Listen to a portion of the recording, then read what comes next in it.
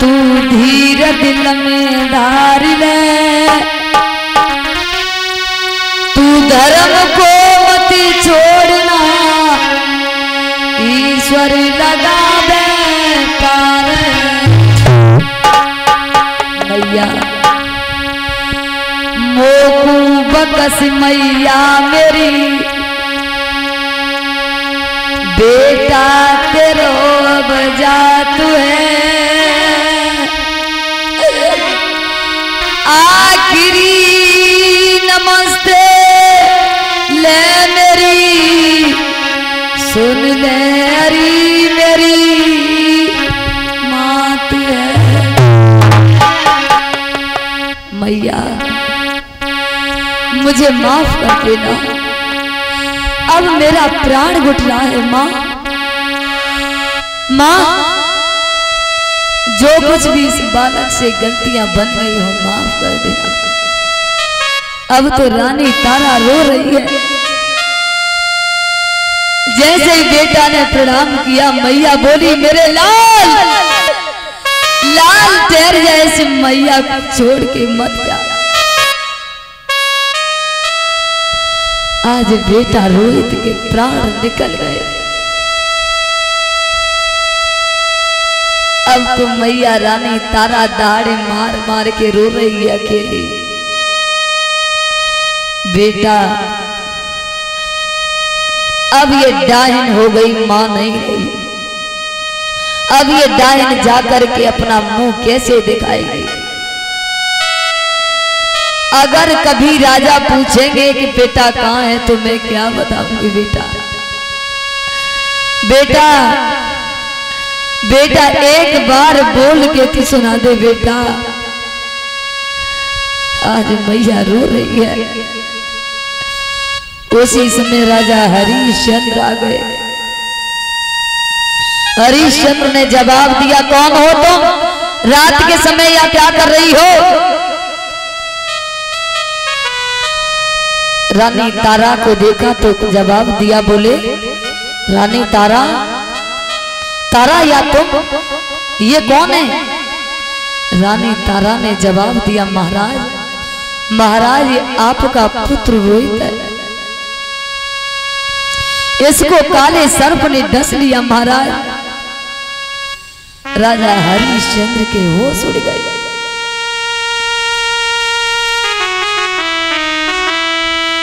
लेकिन फिर भी धर्म को नहीं छोड़ा। जवाब दिया, किसकी लाश सड़ जाएगी, ऐसा करो जल्दी इसका दाह संस्कार कर दो।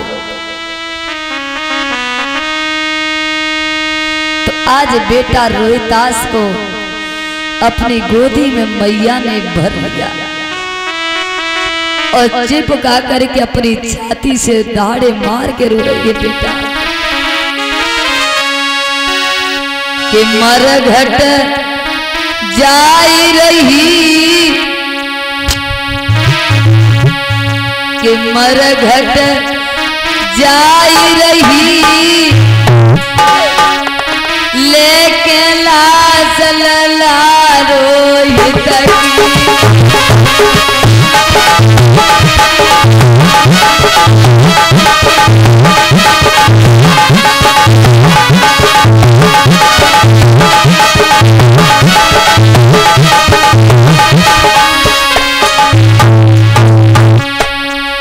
माँ की तो आत्मा कुछ और होती है।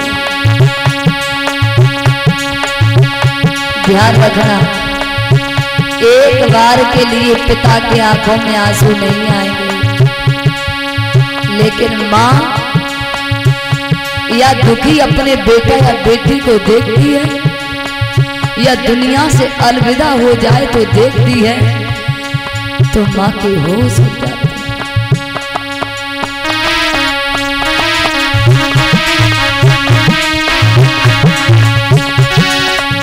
मरघट जाई रही, लेके लाश लला रोहित की।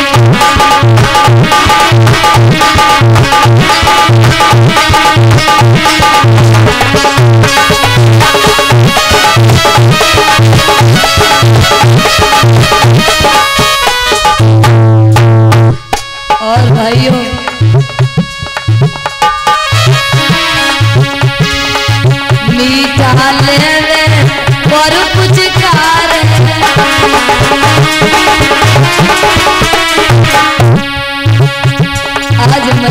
रही है बेटा। बेटा ये डाइन किससे अब बिलाल कह के बुलाएगी। तुम एक सारा थे वो भी इस दुनिया से चले गए। मीठा लेने और पुचकारे जातनी से लगे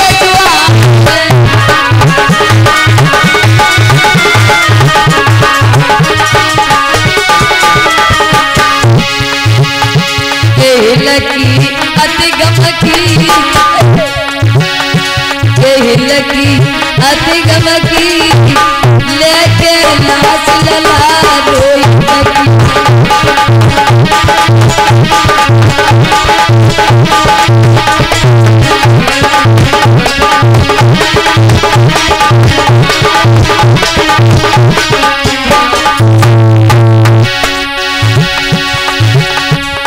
मरगट जाई रही, मरगट जाई रही लेकिन लाश लला रोई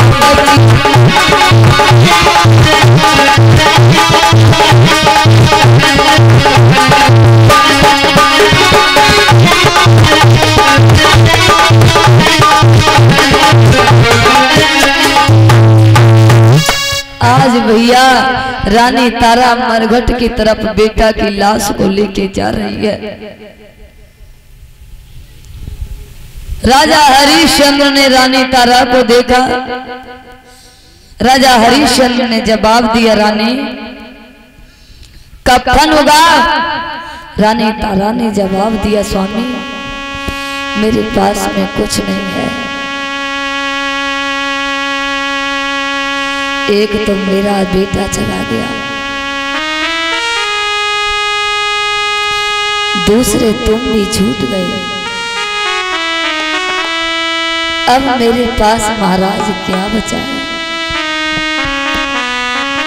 मेरे तन पर एक साड़ी बची है महाराज, और कुछ नहीं है। राजा हरिश्चंद्र ने जवाब दिया, रानी उस दिन तुम्हारा धर्म नष्ट हो रहा था, जिस दिन मैंने घड़ा उठवाया था।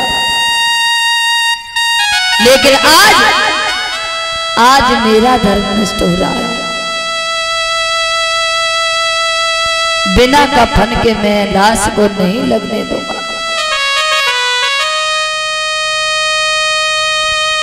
रानी तारा ने आधी साड़ी को फाड़ दिया।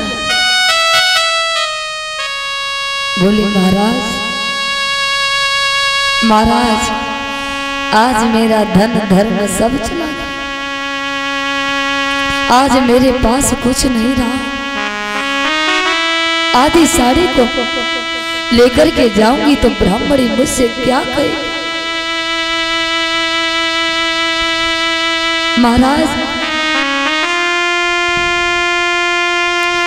महाराज मुझे माफ कर दो। रानी तारा की बात सुन के राजा हरिश्चंद्र ने जवाब दिया,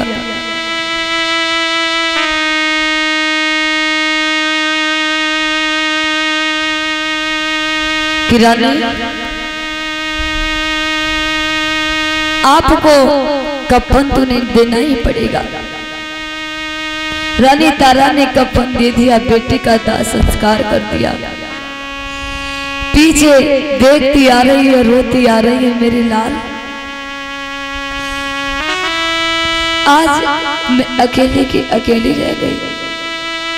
जिस समय मुझे ब्राह्मण ने बेच दिया था, उस समय लाल रो रहा था और कह रहा था कि माँ, पिताजी भी छोड़ के चले गए और तुम भी छोड़ के जा रही हो।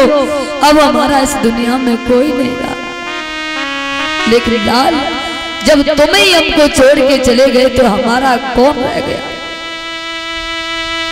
बेचारी शर्म के मारे जाके मरघट के पास में एक मंदिर था, उस मंदिर में जाके चुप के बैठ गई।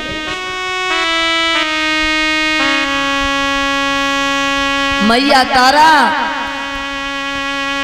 अपने राजा हरिश्चंद्र की याद को कर करके रो रही है। महाराज जब तुम पूछोगे बेटा कहाँ गया,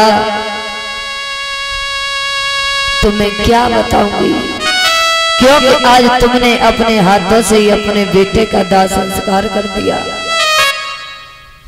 इधर काशी की बीच नगरिया में विश्वामित्र ने आवाज लगा दी कि भैया मरघट के पास में एक डाहिन आ चुकी है।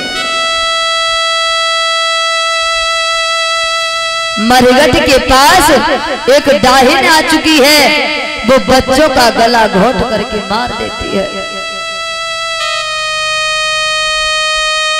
उसी समय प्रिय बंधु कालू मेहता ने राजा हरिश्चंद्र से कहा कि राजा जाओ, जा करके डाहिन को मार करके आओ। राजा हरिश्चंद्र वहीं पहुंच गए जहां पर रानी तारा बैठी थी। देख के होश उड़ गए, रानी तारा तुम ही वो डायन हो जो कि बच्चों को मार देती हो। रोहित को तुमने ही मार दिया और कह रहे कि काले सर्प ने डस लिया। आज मैं तुम्हें जिंदा नहीं छोड़ूंगा, हाथ में तलवार लोगी। और तलवार लेकर के राजा हरिश्चंद्र ने क्या किया कि तेगा लीन